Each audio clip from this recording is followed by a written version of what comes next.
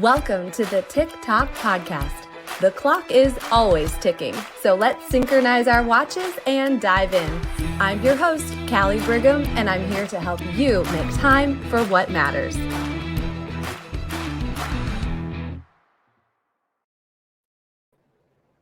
Hey friends, welcome back to our favorite thing that we do here on the TikTok podcast.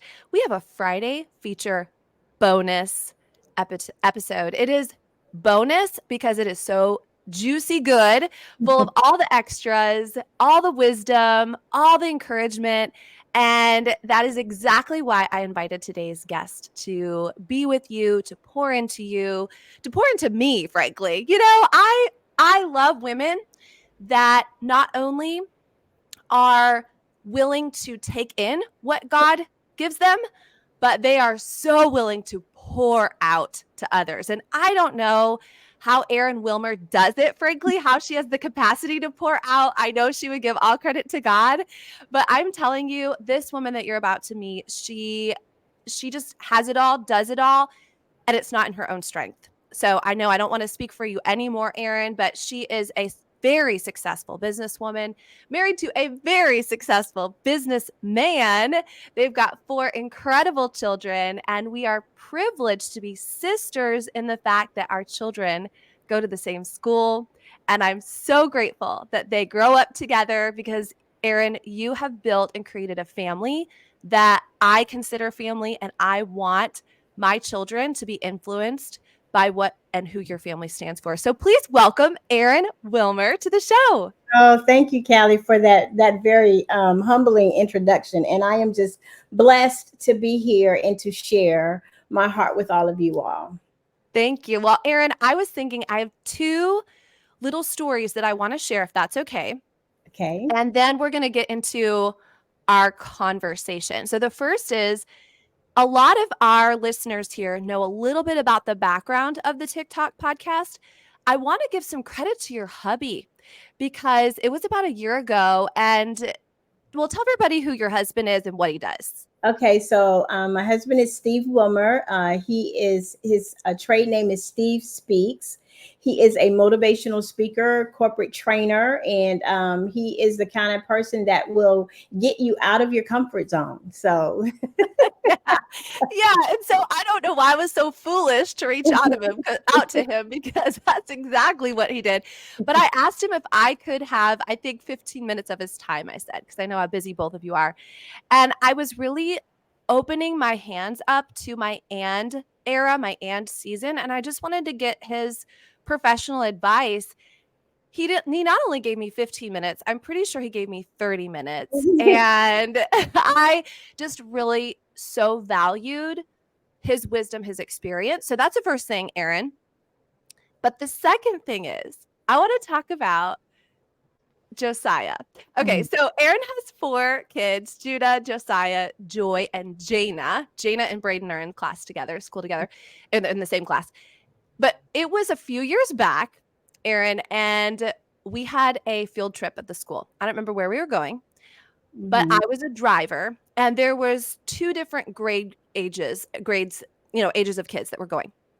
So I was a driver, and I had a couple boys that were going in my car. And as we leave the school and start walking to my car, I realized I should probably warn them that my car is pink. So I drive a pink Cadillac, and I was like, hey, boys, my kid knows that. But these other boys, I thought I should probably warn some boys. Girls would love it, but you never know. So we're walking to the car, Erin, and I say to the boys, hey, guys, just so you know, you're going to have to ride in a pink Cadillac. Your Josiah looks at me, not skipping a beat, and he says, oh, I love pink. I said, you do? He goes, yeah, it's a mix of blood, sweat, and tears. And I was like, this kid is something special. So all your kids are amazing, but I will never forget Josiah looking at me. And I said, Josiah, can I steal that from you? And he said, yes. I've been sharing it ever since, Erin. They know how to pour it on. Those are Steve Wilmer kids. It was. I was like, I know who your daddy is. Oh, goodness, girl. Well, let's just talk about the real deal here. And I want you to give everyone a little background as to who you are, where you're coming from, as I know you're going to give a lot of encouragement today. So tell us a little bit about Erin. Okay, so I probably would start with I grew up. My mom and dad got divorced at a young age. I was 2 when they got divorced, and my dad was coming back from serving in Vietnam. So when he came back, he wasn't, mentally all the way there. So we ended up staying with my great grandparents, me and my older sister. So my great grandparents raised us the majority of our life. It was a very restricted childhood. So we spent a lot of time in church. So I grew up in church, but I didn't necessarily know God for myself. That didn't happen until I got much, much older.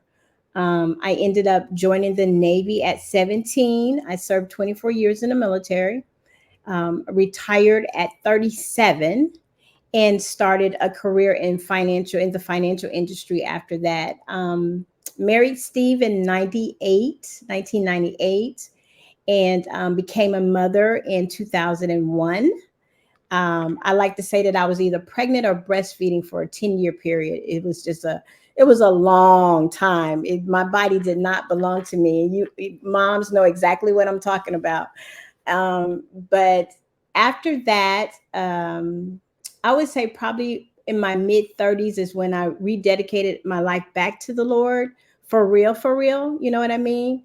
And it's just been, it has been the best decision of my life. So I like to say that I try to strive to put a smile on God's face. So that is how I live my life, is I just want him to be proud of me, and I want him to smile when he thinks about me. So that's me in a nutshell.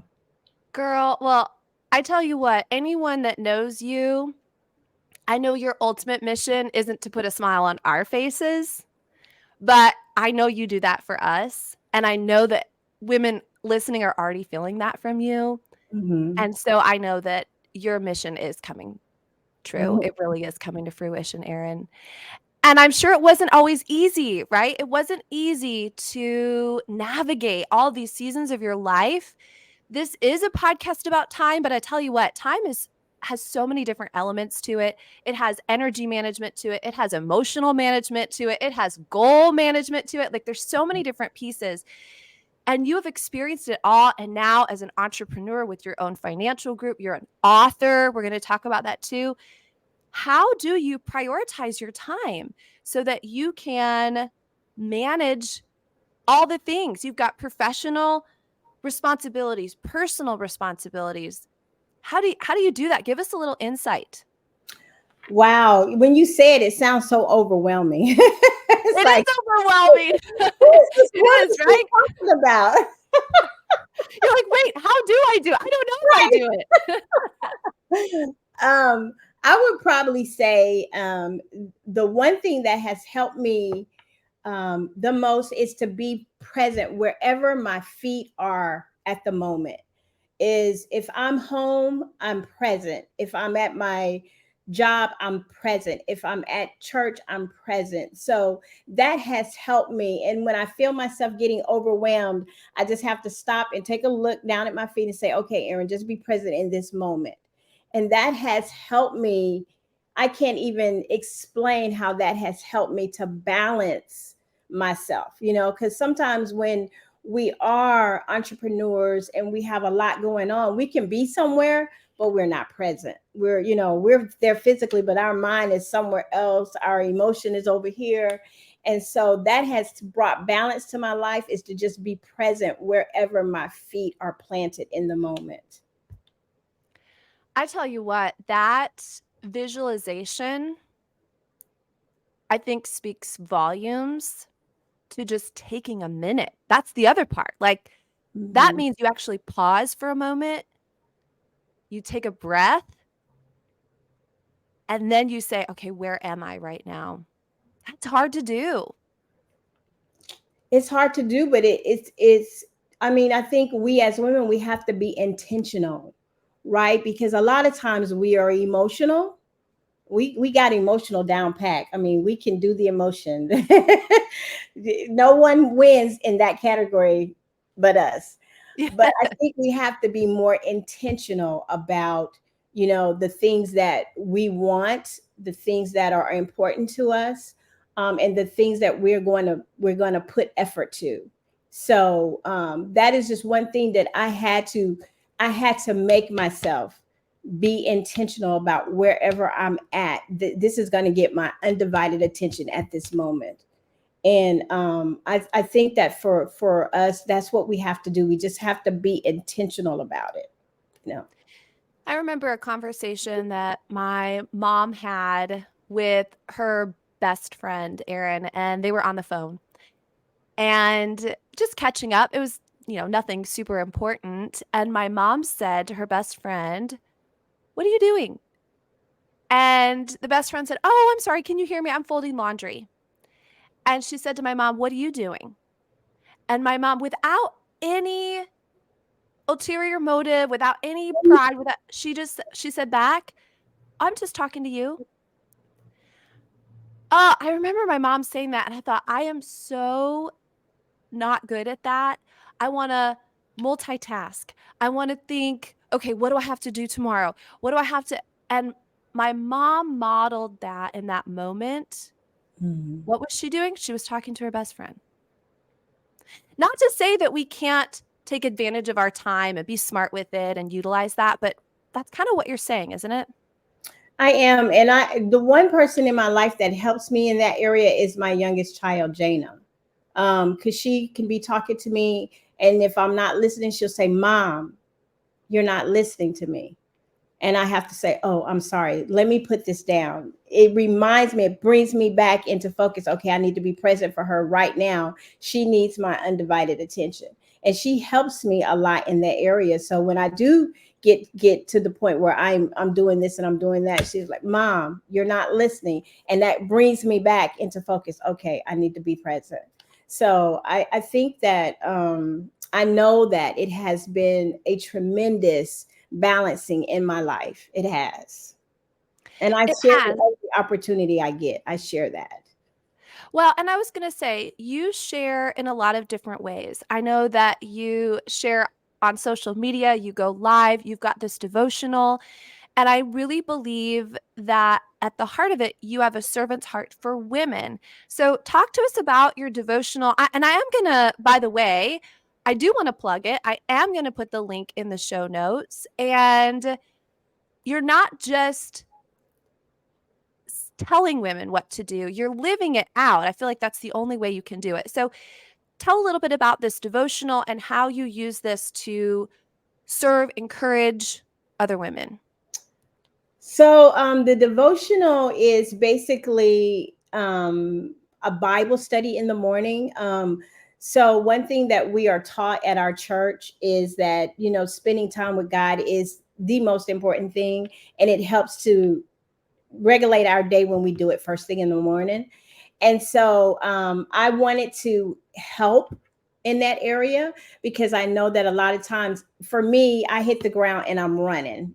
Like I got this to do, I got that to do. So I hit the ground and I'm running. So I wanted to be a help for myself and to others. Let's just take 20 minutes in the morning and let's just give God some time. And I try to be very transparent on that devotional. I may be too transparent for some people.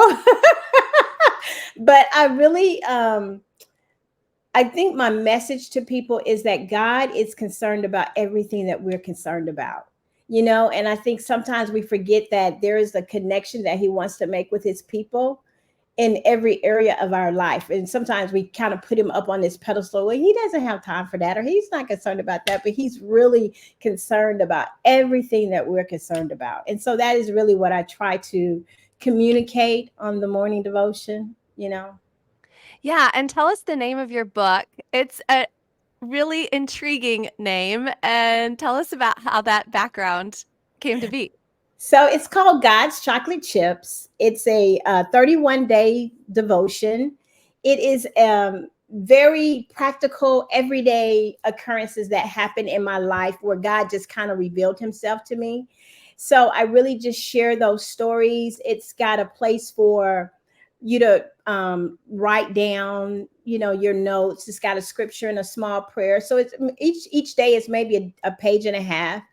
But really that's I was praying about the title. I wanted to be something kind of catchy. And one day I was on Facebook, and you know how Facebook has those little questions where you ask a question, and then you push the button, and then it tells you what it says. So this one particular day, the angel was saying, "What is God asking your angel about you today?" And I thought, what is God? What is my angel asking God about me today? So I clicked the button, and it says, God says, "How is Erin doing on her weight loss journey?" Now, how in the world? What? That angel needs to back off. But I struggled in my weight loss journey, and I'm like, what? And so the angel replies to God, "Well, she's not doing too well, God, because she loves chocolate chip cookies too much." And I thought, oh, that is the name of my book, Chocolate Chips. And so that was kind of how it happened. And it's a very easy read, and I'm very, very, very very proud of it, because I think that it shows God as being an up close and personal God. And you know what? If he cares about the things we care about, he created that cocoa plant and those chocolates and that sweetness, right? So have the cookie. Have the cookie and tell the angel to Back leave you off. alone. Back off. God's chocolate chips. I do believe as well that morning rhythm, seeking him first in the morning, that is the do or die for me. It really sets the tone for the day, and having that realness that you have in your devotional, I think is going to be really valuable. So if anybody's listening and they're like, I need that, and I love chocolate chips, and I am going to go for that, then you can click the link in the show notes. And I think, Erin, they can find it really anywhere books are sold as well. Anywhere books are sold, right? Anywhere Yes. books are sold. Mhm. So that is an and for you. I talk a lot about my and era, the author piece. You have a really successful financial company as well. Let's talk. We're going to kind of get us back here to the concept of time and where we invest our time. So, in order to build a successful business, that takes time and that takes ambition. And what does that look like? How do you navigate spending time growing your business, being successful? What does that look like? How can we learn from that? Well, I think as women and as Christian women, we have to make God our CEO of our business, right? And in doing that, we're praying over it, we're seeking Him, and we are expecting Him to make those God connections for us. So He's not going to do the hard work piece for us. We still have to show up every single day. We still have to put the work in, but He is going to connect us with the people that He designed for us to help. And then also knowing that, everyone is not your client, and being okay with that, because I think as women entrepreneurs, that rejection piece stops a lot of us in our tracks. It does. And getting past that, and you're like, okay, well, that's just not my client. God, send them in, send me my clients. And I think for me, making God my CEO was the biggest turnaround for me in my business. And knowing that as long as I showed up every single day, then God was going to show up right there with me. And it has been phenomenal what He's done and what He is doing. I think approaching it with trusting Him, that if He's going to bring that person in your path and they are a yes, they want to be a client, but at the same time, if He's removing someone or it's not the time for them, trusting that just as much, that's hard to do. It is. It is. You mentioned at the very beginning, we have no problem showing our emotions, and that can be a very emotional experience, an up and down roller coaster. Yeah. One thing about being an entrepreneur is it requires personal growth. It requires us working on ourselves just as much as we're working on our business.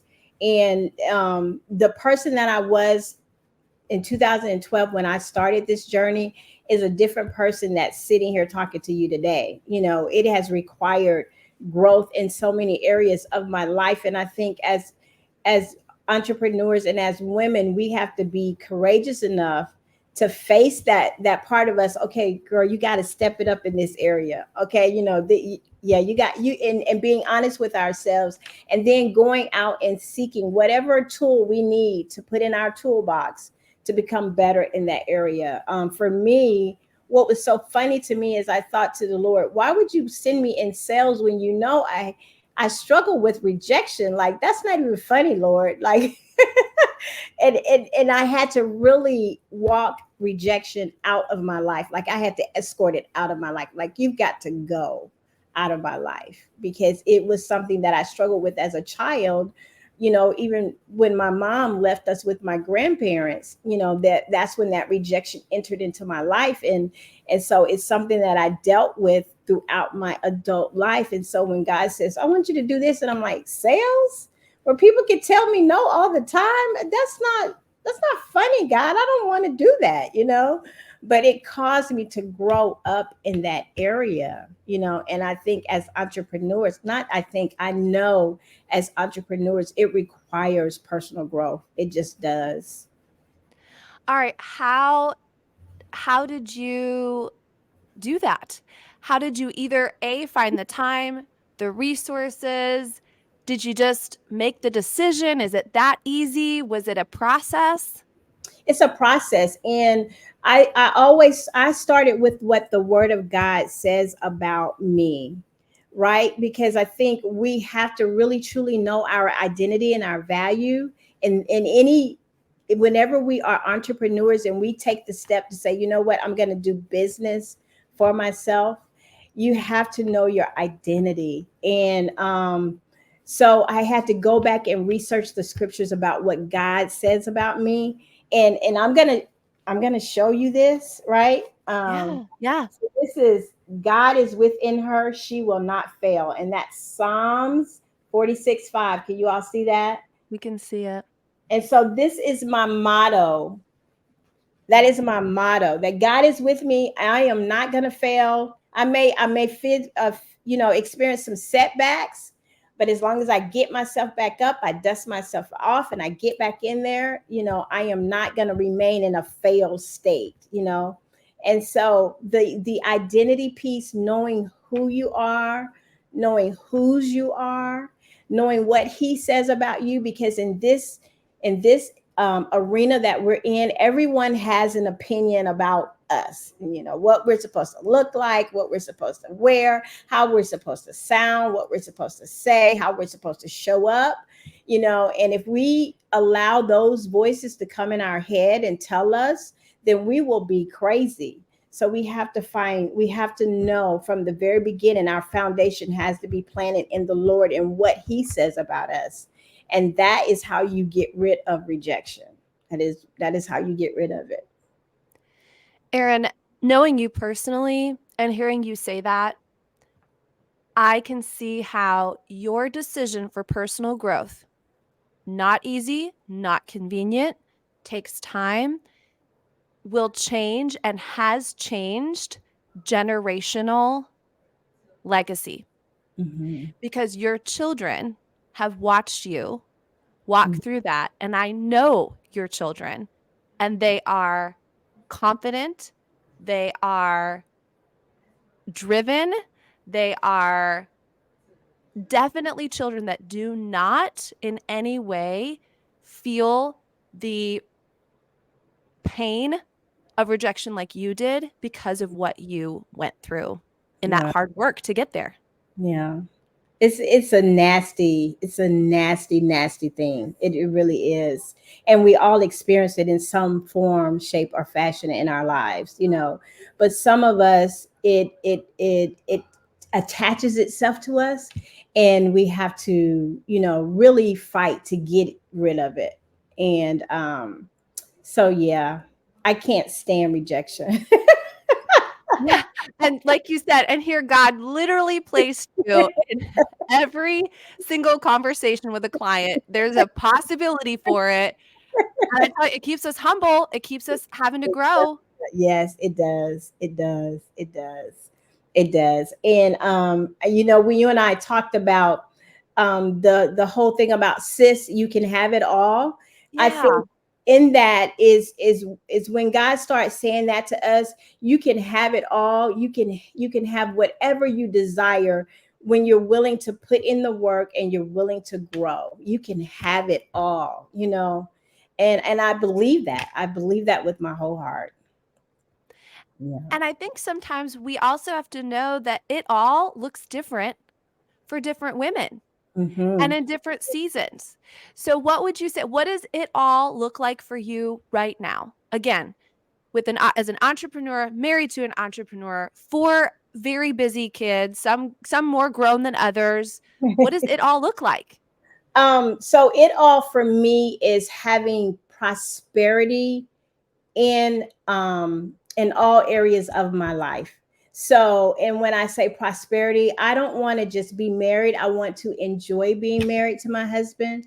I don't want to just be a mom. I want to enjoy being a mom to my children. I don't want to just be an entrepreneur or a businesswoman. I want to enjoy it. And so that's what having it all looks like to me. It's being able to enjoy, you know, what God has blessed me with, what God is doing, where He's taking me.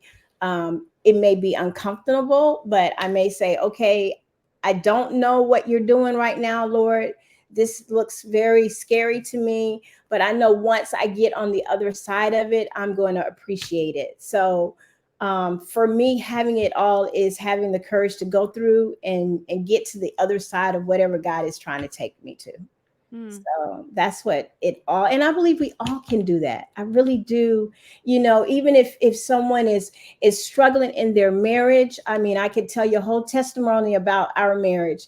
If you're struggling in your, you know, with depression, if you're struggling with your weight, whatever you may be struggling with, there's a other side to it that God is trying to get you to, and just have the courage to go with Him and get to the other side of it. I promise you, I promise you, I promise you, it is a sweet place. It is a sweet place that He has waiting for you. I love the word that you chose. So often I believe we only think of prosperity as in finances. And I will say that you and your husband have become very prosperous in what you're doing, and you've also become very generous in turn. But prosperity doesn't just have to mean with our money. And so I love that you use that term Right. in so many other areas that maybe we can think a different thought.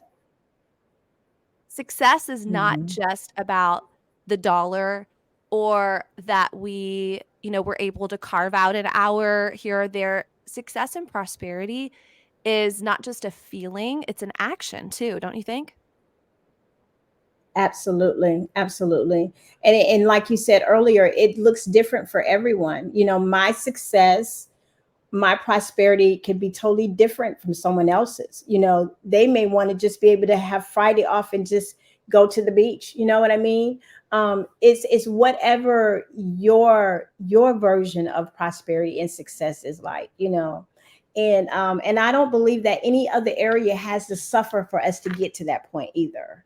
You know, and I think that's another point that I would like to make about sis, you can have it all, is your kids relationship, your relationship with your children doesn't have to suffer for you to be successful over here. You know, your marriage doesn't have to suffer for you to be successful over here. You know what I mean? Your health doesn't have to suffer for you to be successful over here. You can have it all. You can be successful in all those areas. You know, it's just us being intentional about it. And Erin, as I was listening to you, I thought if somebody is hearing this and this is foreign for them, they don't feel successful maybe in any of those areas. Maybe they're hanging around friends that are also not successful in many of those areas. Wouldn't you suggest too that start with one of those areas, because it sounds like not everything was at the sis I have it all stage for you at the same time. You had to work on some of them one at a time. Absolutely, absolutely. And I would say if someone is not having any success in their life, start with the smallest one. The smallest thing. Like if you say, okay, I am going to, commit to not having caffeine every single day, right? So start with something small and be successful in that to build up your momentum to go to the next one. Don't start with that major one first, because a lot of times we want to go for the big gusto. And then when we don't get it, it knocks us all the way back down. So start with the smallest thing first and get success in that area and then build yourself up. It absolutely did not happen overnight. And I'm still working in lots of areas, but I accredit it all to being intentional and seeking God about it and being honest with Him about it. Being Absolutely. honest. Absolutely. Erin, there's so much that you have to give. You've given us so much already today. And there's so many different areas, like I said, as a wife, as a mother, as a woman of faith, as an entrepreneur. So as we wrap up our conversation for today, but I always want my guests to come back because there's so much more. Like we can keep this conversation going. I hope. Is there anything that we've not covered yet, or anything you want to emphasize for the woman that's listening to this that says, Erin, I do want it all. I do believe that I can have it all. Anything left that you just want to speak directly to her?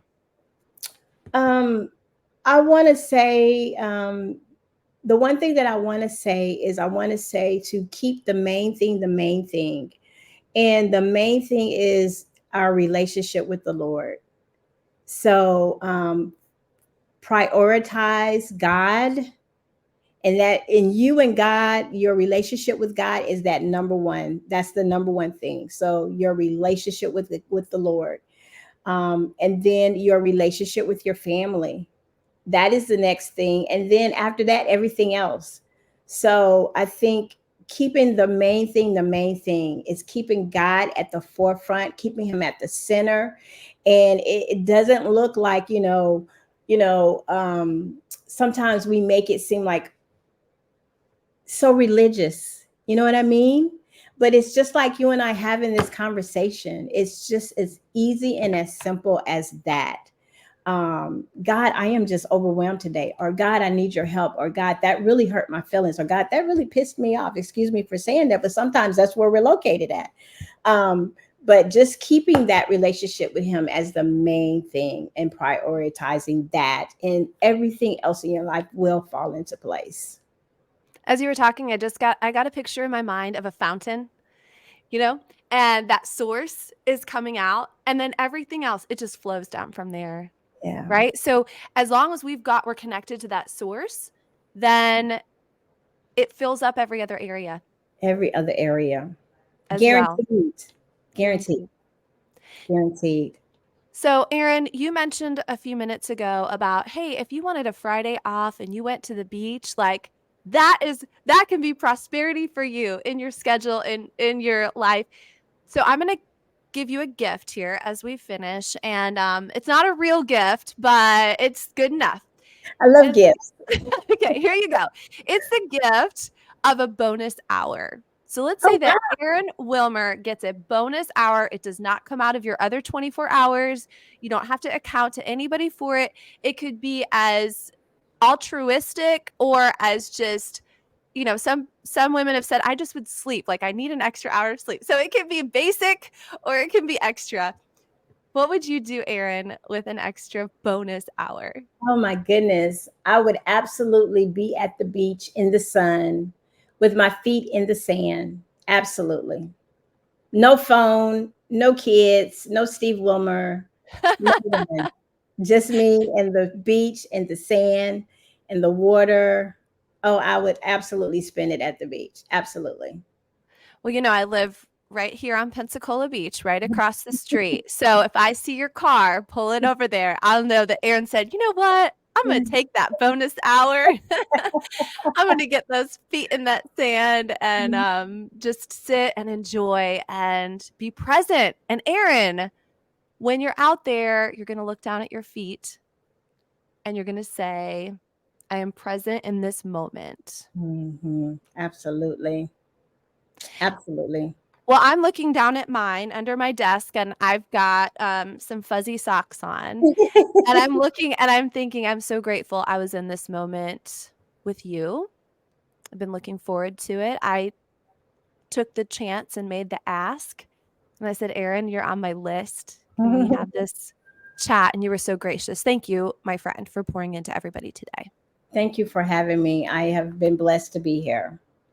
Wonderful. Well, I know so many people are going to want to stay connected to you. They can find you on social. They can find you at godschocolatechips.com. A little bit about your story is on there, as well as the book. And I hope that everyone feels a new friendship and a smile on their face because they now are friends with Erin Wilmer. Thank you so much, Callie. Thank you, friend. God bless you all. We'll talk to you next time. Thank you for joining me on the TikTok podcast. Please subscribe, rate, and leave a 5-star review. Your feedback fuels our mission to help you master your time. Set your alarm for our next episode, and until then, make every moment count.